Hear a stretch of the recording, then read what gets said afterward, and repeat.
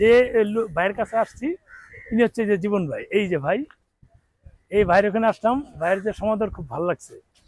দেশি মানুষ তো সাজিদুর রহমান জীবন ভাই, দেশি মানুষ একটু ভালো লাগবেই। বিদেশ বাড়িতে এসে দেশি মানুষ পাইলে যে ফিল হয়, অনুভূতি হয়, এটা আসলে কেউ বলে বোঝাতে পারবে না। নিশ্চয়ই তারও ভালো লাগছে, কারণ তার দেশি মানুষ।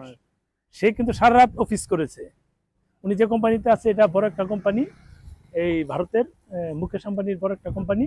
ওনারা কিন্তু এখানে জব করে আছে, আল্লাহর রহমতে ভালোই আছেন। কিন্তু কষ্টটা হচ্ছে ওনারা যেটা একটু বিস্তারিত বলবো, দেশের মানুষকে রেখে এখানে কিন্তু থাকতে হয় ওনাদের। এটা কিন্তু খুব একটা যে শান্তি সেটা না। টাকা আছে, আছে দেশে আত্মীয় স্বজন বউ বাচ্চা আছে, সবাইকে দেখতে হয়, সাপোর্ট দিতে হয়। দেশে থাকলে যেটা দেওয়া সম্ভব না। এই প্রবাসী যারা বাইরে আছে সবাই কিন্তু এরকম যে খুব শান্তিতে থাকে, আরামে থাকে। আরামে থেকে দেশের মানুষে এই ল্যাপটপ পাঠাচ্ছে, আইফোন 15 পাঠাচ্ছে, 14 পাঠাচ্ছে। এগুলো কিন্তু খুব কঠিন কাজ। লোকজনে বলে যে আমার এটা লাগবে ওইটা লাগবে, তারা আবদার করে যে আমাকে আইফোন 15 দিতে হবে। দেশ থেকে যারা আবদার করে যে আমাকে এতটুক অলংকার দিতে হবে, দেশ থেকে যারা আবদার করে আমাকে একটা ল্যাপটপ দিতে হবে, একটা আইপ্যাড দিতে হবে, এই যে মানুষগুলো কাছে যে আবদার করা হয়, এই জীবন ভাইয়ের কথাই বললাম। আমার বন্ধু একটা আছে, তাকে তো দেখালামই। তার আত্মীয় স্বজন মারা গেলে এই যে জীবন ভাই আসার মাস 6 না 1 বছর পরে ওনার নানা মারা যায়, যার মানে মূলত দিকে আসা উৎসাহে, যার উৎসাহে মূলত আসা, উনি কি সেটাও দেখতে পারেনি। মানে এখানে থাকতে অনেক কিছু ত্যাগ করে থাকতে হয়। দেখ কথা পারবো না, এখানে মালয়েশিয়া আসছিলাম, অনেকের সঙ্গে কথা হয়েছে, সবার কথা নেওয়া যায়নি। এরকম লক্ষ লক্ষ শ্রমিক আছে, অনেকে আছে বিচার মেয়াদ শেষ, তারপরেও চুরি করে হলো থাকছে। কেন থাকে? দেশে গিয়ে কি করবে?